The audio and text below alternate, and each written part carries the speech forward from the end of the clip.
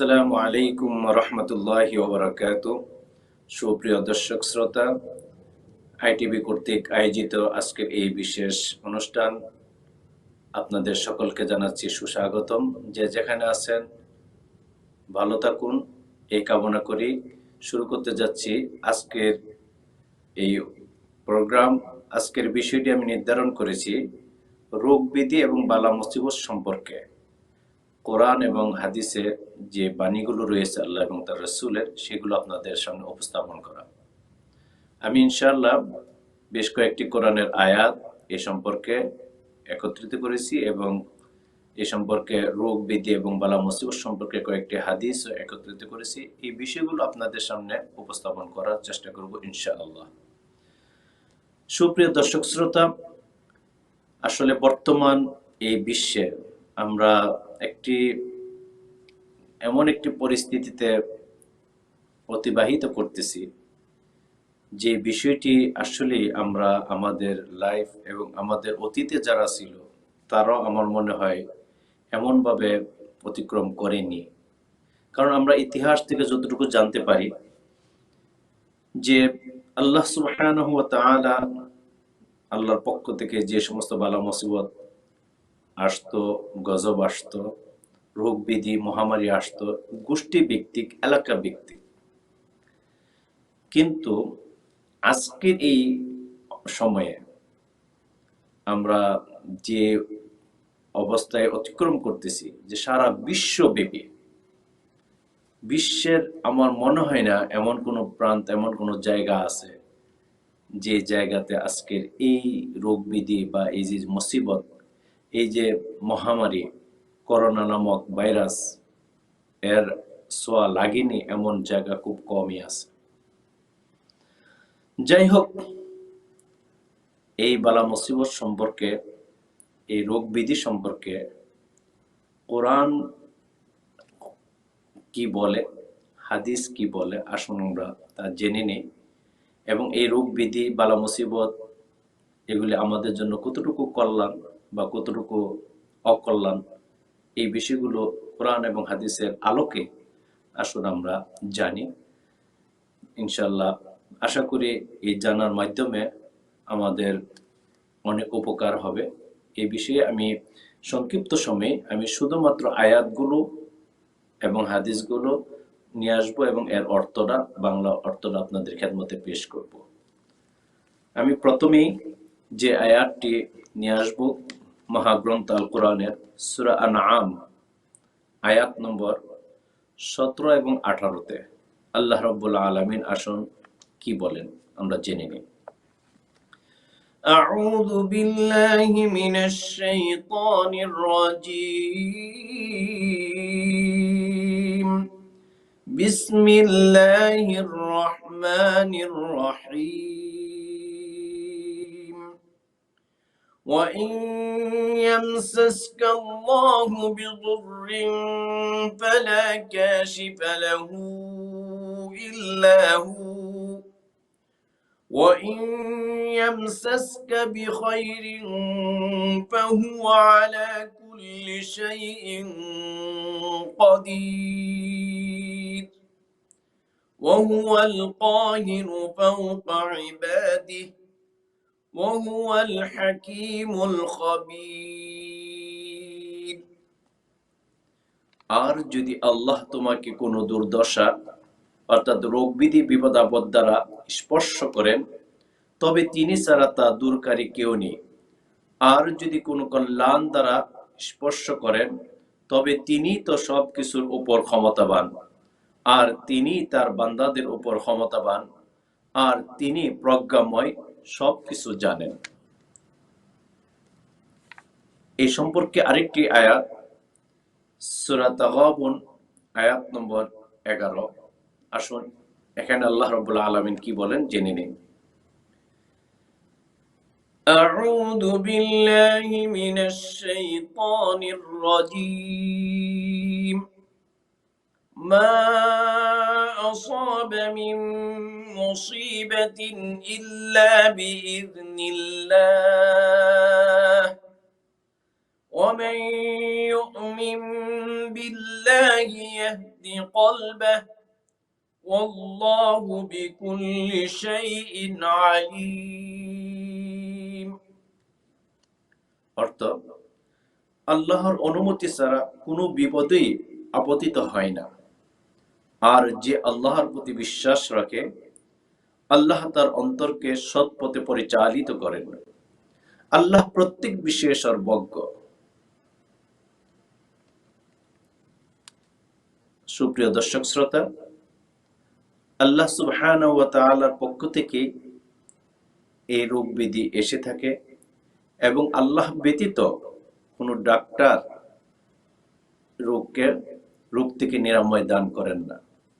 Doctor একটা উসিলা, কিন্তু প্রকৃতপক্ষে আল্লাহই আরোগ্য দান করেন। এই আয়াতের দ্বারা, দুইটি আয়াতের দ্বারা আমরা তাই জানতে পারলাম, আপনারা বুঝতে পেরেছেন যে রোগ ব্যাধি থেকে ভালো করার ক্ষমতা একমাত্র আল্লাহ। অতএব আল্লাহর উপরই আমাদের ভরসা করা উচিত। আর আল্লাহর নির্দেশেই রোগ ব্যাধি হয়ে থাকে। দ্বিতীয় আয়াতের দ্বারা আমরা তাই জানতে পারলাম যে আল্লাহর পক্ষ থেকে রোগ ব্যাধি এসে থাকে, আর সেই আল্লাহই রোগ ব্যাধি থেকে আরোগ্য দান করেন।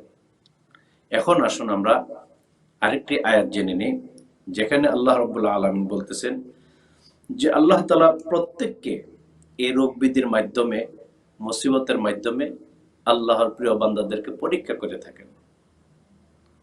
এই সম্পর্কে একটি আয়াত সূরা বাকারার আয়াত নম্বর 214 নম্বর আয়াতটি আসুন জেনে নিই, যেখানে আল্লাহ রাব্বুল আলামিন বলতেছেন বান্দাদেরকে উদ্দেশ্য করে যে আল্লাহর বান্দাদেরকে বালা মুসিবতের মাধ্যমে, রোগ ব্যাধির মাধ্যমে পরীক্ষা করে থাকেন।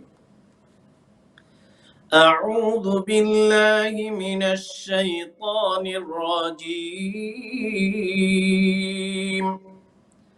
أم حسبتم أن تدخلوا الجنة ولما يأتكم مثل الذين خلوا من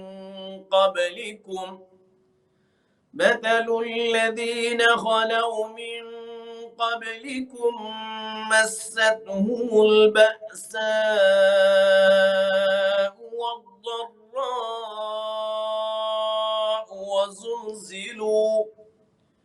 وزلزلوا حتى يقول الرسول والذين آمنوا معه متى نصر الله ألا إن نصر الله قريب। অর্থ, তোমরা কি ভেবেছো যে তোমরা জান্নাতে এমনিতেই প্রবেশ করবে, অথচ এখনো তোমাদের নিকট তাদের মতো কিছু আসেনি যারা তোমাদের পূর্বে বিগত হয়েছে?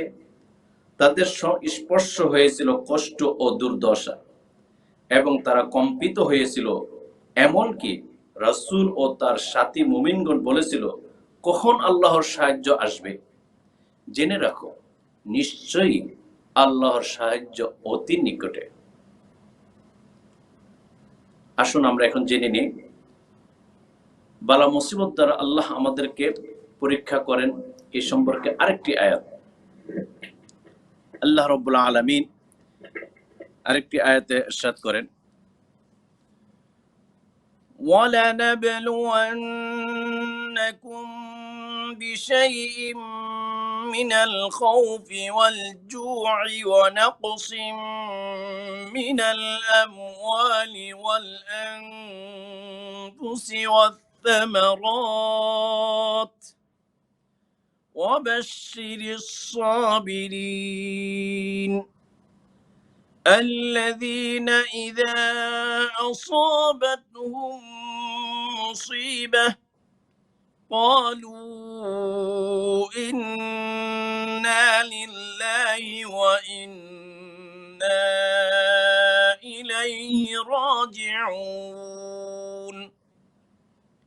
আমি অবশ্যই তোমাদেরকে পরীক্ষা করব কিছু ভয়, ক্ষুধা এবং জানমাল ও ফল ফলাদির স্বল্পতার মাধ্যমে।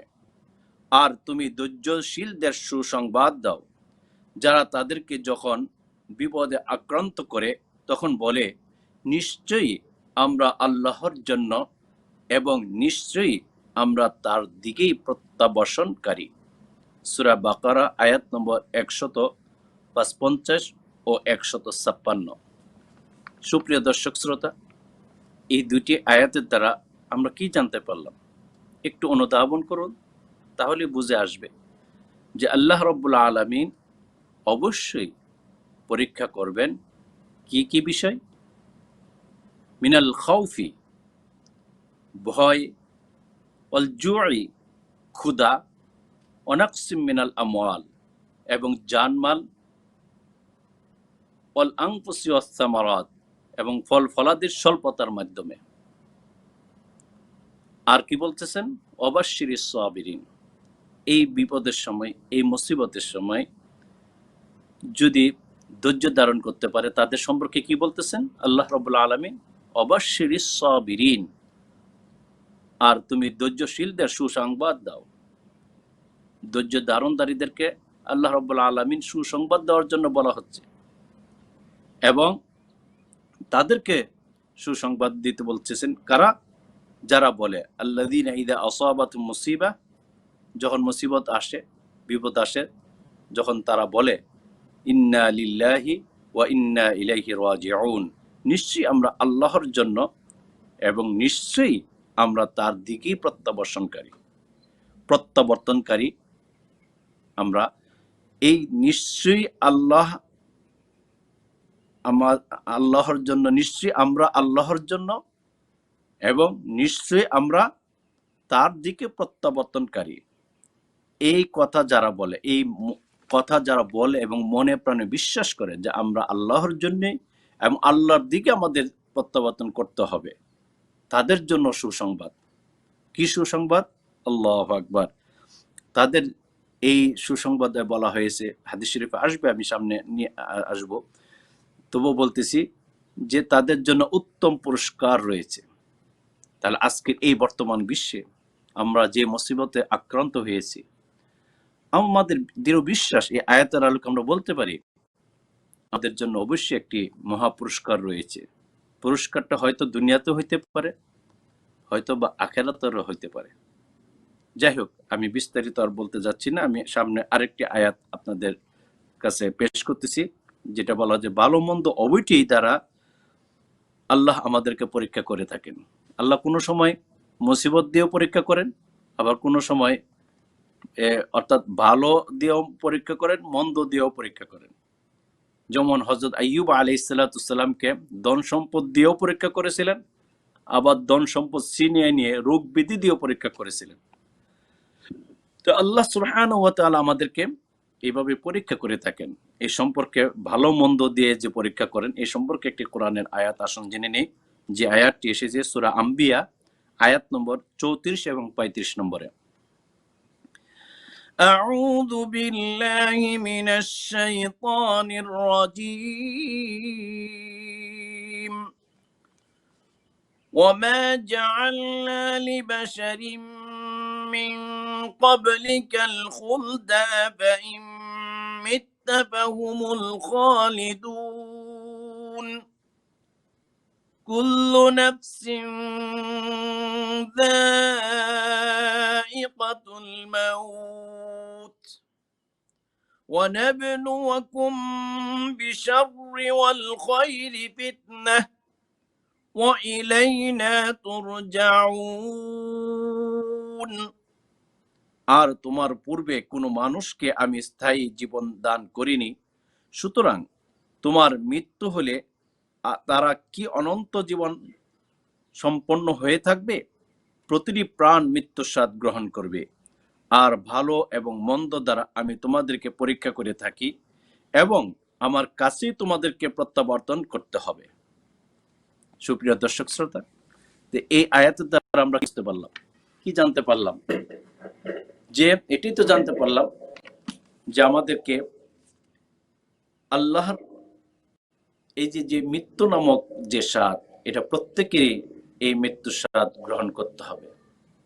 এই আয়াতের তাফসীরে বলা হয়েছে যে প্রত্যেককে, প্রত্যেক বলতে এমন কেউ বাদ নেই। শুধু আমরা মনে করি হয়তো আমরা মানুষ জাতি, প্রাণী জাতি, না, যা কিছু রয়েছে আল্লাহ সৃষ্টি বলতে, অর্থাৎ আল্লাহ ব্যতীত আর যা আছে প্রত্যেকেরই মৃত্যুর স্বাদ গ্রহণ করতে হবে। কুল্লু মান আলাইহা ফান, কুল্লু মান আলাইহা ফান, প্রত্যেক শেষ হয়ে যাবে।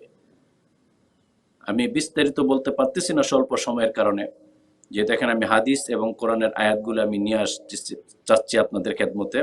শুধু অতটুকু বলতে যাব যে যিনি আমাদের, যার দ্বারা আমাদের মৃত্যু হয়, হযরত আজরাইল আলাইহিস সালাতু ওয়াসসালাম, মালাকুল মউত, সেও একদিন থাকবে না, সেও শেষ হয়ে যাবে। শুধুমাত্র থাকবে আল্লাহ। কুল্লু মান আলাইহা ফান ওয়া ইয়াবকা ওয়াজহু রাব্বিকা যুল জালালি ওয়াল ইকরাম। আল্লাহ ব্যতীত আর কেউ থাকবে না, অর্থাৎ একমাত্র স্রষ্টা অবশিষ্ট থাকবে। সৃষ্টি জগতে যা আছে সব শেষ হয়ে যাবে। আসুন আমরা আরেকটি বিষয় জেনে নেই, যে আল্লাহ রাব্বুল আলামিনের পক্ষ থেকে রোগ আসে। এই রোগের সম্পর্কে আল্লাহ রাব্বুল আলামিন বলতেছেন যে প্রত্যেক রোগ ব্যাধির সাথে চিকিৎসাও আছে। এমন কোন রোগ আল্লাহ রাব্বুল আলামিন দেন না যে রোগের চিকিৎসা নেই। এই সম্পর্কে আল্লাহ রাব্বুল আলামিন কি বলেন কোরআনে, আসুন জেনে নিন। আউযু বিল্লাহি মিনাশ শাইতানির রাজীম।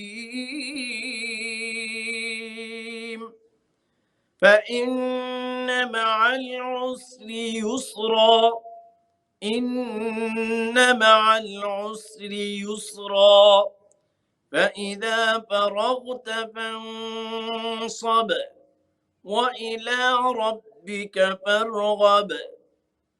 সুতরাং কষ্টের সাথে রয়েছে সুখ, নিশ্চয়ই কষ্টের সাথেই রয়েছে সুখ।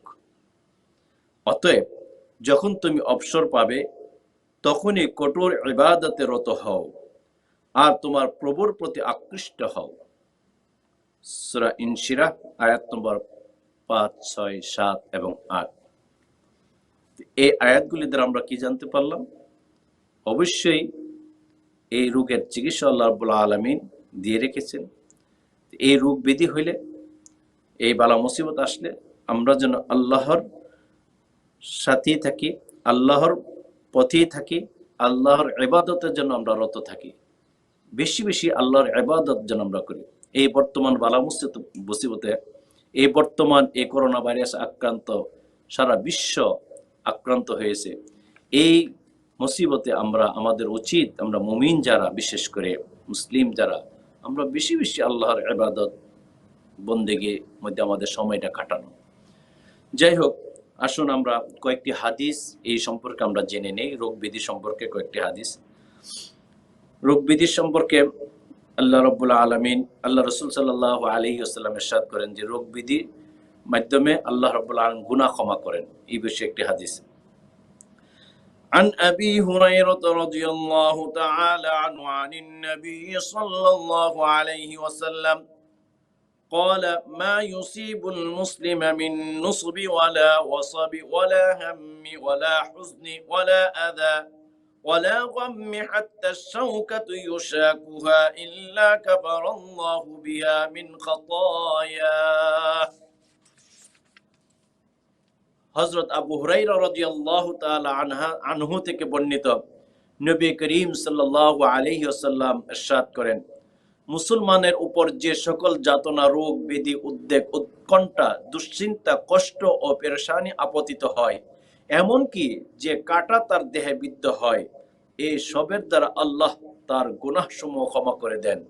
সহিহ বুখারী হাদিস নম্বর 5239 নম্বর। এই সম্পর্কে আরেকটি হাদিস। ইন্না আয়েশাতা ক্বালাত ক্বালা রাসূলুল্লাহি সাল্লাল্লাহু আলাইহি ওয়াসাল্লাম মা মিন মুসিবাতিন তুসিবুল মুসলিমা ইল্লা কাফফারাল্লাহু বিহা আনহু হাত্তা আশ-শাওকাতা ইউশাকুহা। হযরত আয়েশা রাদিয়াল্লাহু তাআলা আনহা থেকে বর্ণিত, তিনি বলেন, রাসূলুল্লাহ সাল্লাল্লাহু আলাইহি ওয়াসাল্লাম ইরশাদ করেন, মুসলমানের উপর যেসব বিপদ আপদ ও বালা মুসিবত পতিত হয় এবং এর দ্বারা আল্লাহ তার গুনাহ মাফ করে দেন, এমন কি যে কাঁটা তার দেহে বিদ্ধ হয় এর দ্বারাও তার গুনাহ মাফ হয়। সহিহ বুখারী মুসলিম শরীফে এই হাদিসটি এসেছে। সহিহ বুখারীতে হাদিসটি এসেছে 5238 নম্বরে। আমরা এই দুটি হাদিস দ্বারা আমরা কি জানতে পারলাম, এর সংক্ষিপ্ত ব্যাখ্যা আসুন আমরা একটু জেনে নেই। এখানে যিনি এক মুহাদ্দিস যে ব্যাখ্যা করেছেন যে রোগ বিধি ও বালা মুসিবতের সময় ধৈর্য ধারণ করা উচিত। এর দ্বারা যেমনি ভাবে গুনাহ মাফ হয় তেমনি ভাবে আল্লাহর নৈকট্য অর্জন করা যায়। তাছাড়া আল্লাহ যাকে ভালোবাসেন এবং যার কল্যাণ ও মঙ্গল চান তাকেই মুসিবত দেন। সুবহানাল্লাহ। যেমন সহিহ বুখারীর এক হাদিসে হযরত আবু হুরায়রা রাদিয়াল্লাহু তাআলা আনহু থেকে উল্লেখ আছে, রাসূলুল্লাহ সাল্লাল্লাহু আলাইহি ওয়াসাল্লাম ইরশাদ করেন,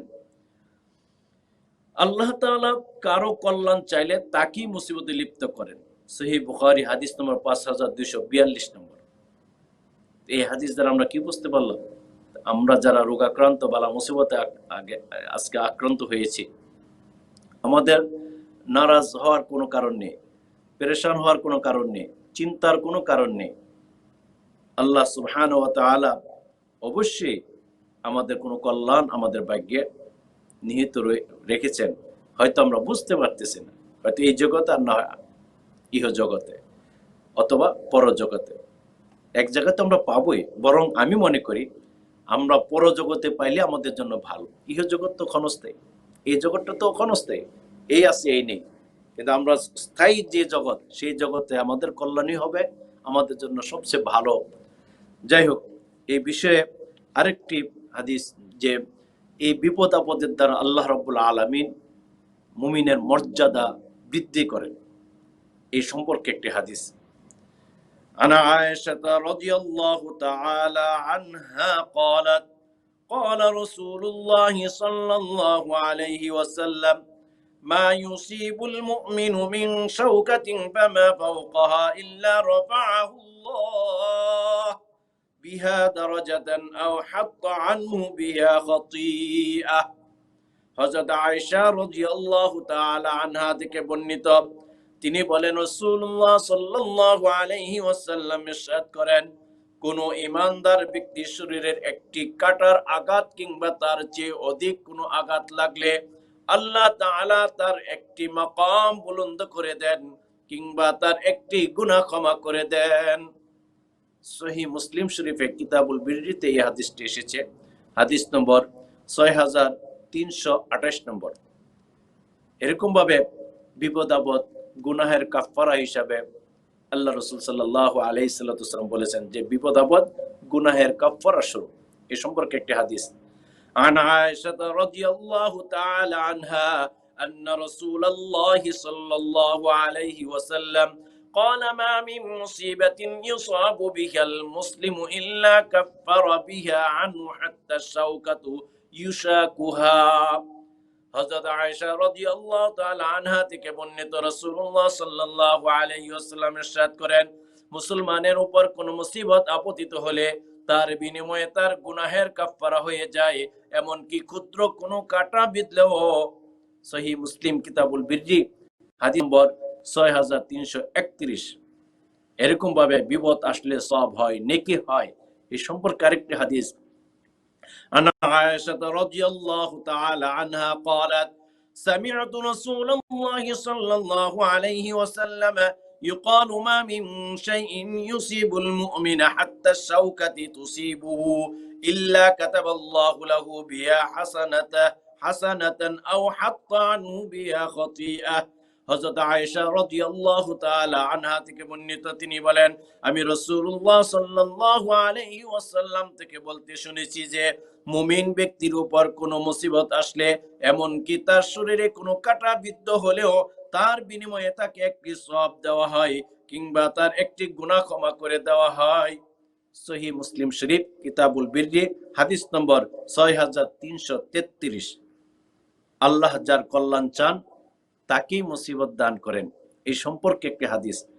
عن أبي هريرة رضي الله تعالى عنه قال قال رسول الله صلى الله عليه وسلم من يرد الله به خيرا يصيب منه।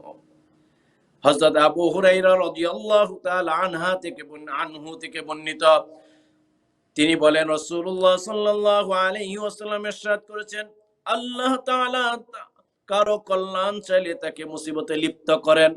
বুখারী শরীফ হাদিস নম্বর 5242। এমনই ভাবে বালা মুসিবত সম্পর্কে বলা হয়েছে, বালা মুসিবত মুমিনের জন্য রহমত স্বরূপ। এই সম্পর্কে একটি হাদিস। عن أبي هريرة رضي الله تعالى عنه قال قال رسول الله صلى الله عليه وسلم مثل المؤمن كمثل الخامة من الزرع من حيث أتتها الريح كفأتها فإذا اعتدلت تكفأ بالبلاء والفاجر كالأزرة من صماء معتدلة حتى يقسمها الله إذا شاء। হযরত আবু হুরায়রা রাদিয়াল্লাহু তাআলা আনহু থেকে বর্ণিত, তিনি বলেন রাসূলুল্লাহ সাল্লাল্লাহু আলাইহি ওয়াসাল্লাম ইরশাদ করেন, মুমিন ব্যক্তির উপমা হলো সে যেন শস্য ক্ষেতের কোমল চারা গাছ, যে কোনো বিপদ, যে কোনো দিক থেকে তার দিকে বাতাস আসলে বাতাস তাকে নুইয়ে দেয়, আবার যখন বাতাসের প্রবাহ বন্ধ হয়ে যায় তখন তা সোজা হয়ে দাঁড়ায়। তদ্রূপ অবস্থা হলো মুমিন ব্যক্তির। বালা মুসিবত তাকে নোয়াইতে থাকে, আর ফাসিক হলো শক্ত ভূমির ওপর কঠিন ভাবে সোজা হয়ে দাঁড়ানো বৃক্ষের ন্যায়, যাকে আল্লাহ যখন ইচ্ছা করেন ভেঙ্গে দেন। সহিহ বুখারী হাদিস নম্বর 5241। এমনি ভাবে আরেকটি হাদিস, সকল রোগের চিকিৎসা আছে, এমন কোন রোগ নেই যে রোগের প্রতিষেধক নেই। এই সম্পর্কে একটি কোরআনের আয়াতও গিয়েছে, এই সম্পর্কে একটি হাদিসও আপনাদের খেদমতে পেশ করতেছি। عن أبي هريرة رضي الله تعالى عنه عن النبي صلى الله عليه وسلم قال ما أنزل الله داء إلا أنزل له شفاء। হযরত আবু হুরায়রা রাদিয়াল্লাহু তাআলা আনহু থেকে বর্ণিত, নবী করিম সাল্লাল্লাহু আলাইহি ওয়াসাল্লাম ইরশাদ করেন, আল্লাহ তাআলা এমন কোন রোগ অবতীর্ণ করেননি যার নিরাময় উপকরণ তিনি সৃষ্টি করেননি। সহিহ বুখারী হাদিস নম্বর 5276। এরকম ভাবে অনেকগুলো হাদিস রয়েছে। এই হাদিসগুলি দ্বারা আমরা নিশ্চয়ই আমাদের মনে সান্ত্বনা অর্জন করতে পারি। সুপ্রিয় দর্শক শ্রোতা, এই হাদিসগুলি যদি আমরা একটু অনুধাবন করি, একটু চিন্তা করি, তাহলে আজকে যে আমাদের এই মুসিবত, এই যে আজকে আমরা পেরেশান, বিভিন্ন চিন্তাগ্রস্ত, এই বিষয়গুলি আমরা এই হাদিস এবং এই কোরআনের আয়াতের যে ব্যাখ্যাগুলি বললাম, এই অর্থগুলি বললাম, এর দ্বারা নিশ্চয়ই আপনারা একটু হলেও আমি আশা করি সান্ত্বনা পাওয়া যাবে। কারণ আর এর আল্লাহর উপরে আমাদের ভরসা রাখতে হবে। আল্লাহই আমাদেরকে রোগ দিয়েছেন, আল্লাহই আমাদেরকে এর দ্বারা এই রোগ থেকে নিরাময় দান করবেন, এবং এর দ্বারা মুমিনের মর্যাদা বৃদ্ধি পায় এবং গুনাহ মাফ হয়। আমাদের তো লস নেই। এই যে বিপদ আপদ আসতেছে, আজকে আমরা পেরেশান, এর দ্বারা আমি মনে করি আমাদের লস নেই, আমাদের লাভই। অতএব বাঁচলেও লাভ, মরলেও লাভ, যদি আল্লাহ তাআলা আমাদেরকে ইমানের সাথে মওত নসিব করেন। অতএব এখানে আরো অনেকগুলো হাদিস আমি নিয়ে এসেছিলাম, যেহেতু আমাদের সময় কম, স্বল্প সময়, এই কারণে সব হাদিসগুলো বলতে পারতেছি না। যাই একটা হাদিস বলতেছি যে এই বিপদ আপদের সময় ধৈর্য ধারণ আমাদের করতে হবে। এই বিষয়ে কোরআনের আয়াতও গিয়েছে, এই বিষয়ে হাদিসও রয়েছে। একটি হাদিসে আপনাদের খেদমতে পেশ করতেছি। সেই হাদিসটি হলো আম্মাজান হযরত আয়েশা সিদ্দিকা রাদিয়াল্লাহু তাআলা আনহা থেকে বর্ণিত। আন আয়েশা রাদিয়াল্লাহু তাআলা আনহা قالت ما رأيت أحدا أشد عليه الوجع من رسول الله صلى الله عليه وسلم। হযরত আয়েশা রাদিয়াল্লাহু তাআলা আনহা থেকে বর্ণিত, তিনি বলেন, আমি রাসূলুল্লাহ সাল্লাল্লাহু আলাইহি ওয়াসাল্লাম এর চেয়ে অধিক রোগ ব্যাধি ভোগকারী, অর্থাৎ অধিক রোগ ব্যাধি ভোগকারী অন্য কাউকে দেখিনি। হযরত আয়েশা রাদিয়াল্লাহু তাআলা আনহা থেকে বর্ণিত, মুসলিম এবং বুখারী শরীফে আছে। বুখারী শরীফের এই হাদিসটি এসেছে 5243 নম্বর। তাহলে মানে আল্লাহু আকবার, সাইয়্যিদুল মুরসালিন, খাতিমুন নবিয়্যিন, সৃষ্টির সেরা, সকল নবীদের নবী যিনি, তাকেও আল্লাহ রাব্বুল আলামিন রোগ বিধি দিয়েছিলেন, এবং এই রোগ বিধির দ্বারা ওনাকে পরীক্ষা আল্লাহ রাব্বুল আলামিন করেছিলেন এবং ওনাকে রোগ ব্যাধি দিয়ে আমাদেরকে এই শিক্ষা দিয়েছেন যে আমাদের নবীর এই রোগ ব্যাধি হয়েছিল। আমি বলি যে বে-এখতিয়ারি সুন্নত। আমাদের যাদের রোগ ব্যাধি হয় এটা হলো বে-এখতিয়ারি একটি সুন্নত আদায় হয়। অতএব আল্লাহ রসুলের যেহেতু রোগ হয়েছিল, এই রোগ যদি আজকে আমার আপনার হয়, একটি সুন্নত আদায় হবে, রোগ হওয়ার একটা সুন্নত। এটাকে আমি বলি বে-এখতিয়ারি সুন্নত, অর্থাৎ অনিচ্ছা সত্ত্বেও এই সুন্নতটা আদায় হয়ে যায়। তো এই সুন্নতটা আদায় নিজে নিজে করা যায় না, কারণ রোগ তো নিজে নিজে সৃষ্টি করা যায় না, আল্লাহর পক্ষ থেকে রোগটা আসে। তাহলে এই রোগটা হওয়ার দ্বারা, রোগাক্রান্ত হওয়ার দ্বারা একটা বে-এখতিয়ারি সুন্নত, আল্লাহ রসুলের একটি সুন্নত আমাদের আদায় হয়। আর এই সুন্নতের অনেক ফজিলত। আল্লাহু আকবার। আল্লাহ রসুল সাল্লাল্লাহু আলাইহি সাল্লাম বলেন যে আখিরি জমানার আমার কোনো উম্মত যদি একটি সুন্নত আদায় করে, আমি রসুলের একটি সুন্নত আদায় করে, আল্লাহ রাব্বুল আলামিন তাকে 100 ওট আল্লাহ রাস্তায় শহীদ কুরবানি করলে যে সওয়াব পাওয়া যেত, সম পরিমাণ সওয়াব তার নেকির মধ্যে আল্লাহ রাব্বুল আলামিন দান করবেন। আবার আরেক জায়গায় আছে যে 100 গলা কাটা শহীদের মর্যাদা আল্লাহ রাব্বুল আলামিন তাকে দান করবেন। তাহলে এই যে রোগ বিধি আমাদের যাদের হয়েছে বা হচ্ছে, মানে চিন্তার তো কোনো কারণ নেই। আমরা তো আল্লাহ রাব্বুল আলামিনের পক্ষ থেকে অনেক রিওয়ার্ড পাচ্ছি। হ্যাঁ, এই সম্পর্কে আমাদের অনেক হাদিস রয়েছে আল্লাহ রসুলের পক্ষ থেকে। যাই হোক, এই রোগ ব্যাধি যদি হইলে কি করতে হবে, এর জন্য আল্লাহর কাছে দোয়া করতে হবে। এই বিষয়ে হাদিস শরীফে আসছে। এই দোয়া করা এটাও সুন্নাত, এটা আমরা সুন্নত হিসেবে আমরা দোয়া করব। দেখেন কি বলেন, عن عائشة رضي الله تعالى عنها أن رسول الله صلى الله عليه وسلم كان إذا أتى مريضا أو أوتي به قال أذهب البأس رب الناس اشفي وأنت الشافي لا شفاء إلا شفاؤك لا يغادر سقما। হযরত আয়েশা রাদিয়াল্লাহু তাআলা আনহা থেকে বর্ণিত, রাসূলুল্লাহ সাল্লাল্লাহু আলাইহি ওয়াসাল্লাম ইরশাদ করেন, যখন কোন রোগীকে দেখতে যেতেন তখন অথবা তার নিকটে যখন কোন রোগীকে আনা হতো, তখন তিনি এই বলে দোয়া করতেন, আযহাবাল বাসা রাব্বান নাস ইশফি ওয়া আনতাশ শাফি লা শিফাআ ইল্লা শিফাউকা লা ইউগাদিরু সুকমা। কষ্ট দূর করে দাও হে মানুষের প্রভু, শিফা দান করো, একমাত্র তুমি শিফা দানকারী, তোমার শিফা ব্যতীত অন্য কোনো শিফা নেই। আর এমন সুস্থতা দান করো যা রোগীকে সামান্য যেন অবশিষ্ট না রাখে। সহিহ বুখারী হাদিস নম্বর 5273। এই দোয়াটা আমরা পড়তে পারি। বুখারী শরীফে বর্ণিত এই হাদিসে দোয়াটা আমি আবার বলতেছি যে আল্লাহ রাসূল সাল্লাল্লাহু আলাইহি ওয়াসাল্লামের নিকট কোন রোগীকে নিয়ে আসলে অথবা উনি যদি কোনো রোগীকে দেখতে যেতেন, তাহলে এই রোগীর কাছে গিয়ে এই দোয়াটা পাঠ করতেন। এই দোয়াটা হলো কি, আযহাবাল বাসা আযহাবাল বাসা রাব্বান নাস ইশফি ওয়া আনতাশ শাফি লা শাফি ওয়া আনতাশ শাফি লা শিফাআ ইল্লা শিফাউকা লা ইউগাদিরু সুকমা। আমি আবারও বলতেছি আপনাদের শিখার জন্য, আযহাবাল বাসা রাব্বান নাস ইশফি ওয়া আনতাশ শাফি লা শিফাআ ইল্লা শিফাউকা লা ইউগাদিরু সুকমা। এই দোয়াটা আমরা নিজেদের জন্য পড়তে পারি এবং কোনো রোগীকে দেখতে গেলে পড়তে পারি এবং আমাদের নামাজের পরও আমরা এই দোয়াটা করতে পারি। এমনই ভাবে মহামারীর জন্য এই যে আজকে দেখেন একটি হাদিসে আসছে যে এই যে মহামারী, রোগ ব্যাধি, সারা বিশ্বব্যাপী যে মহামারী, এটাও আল্লাহর পক্ষ থেকে রহমত স্বরূপ।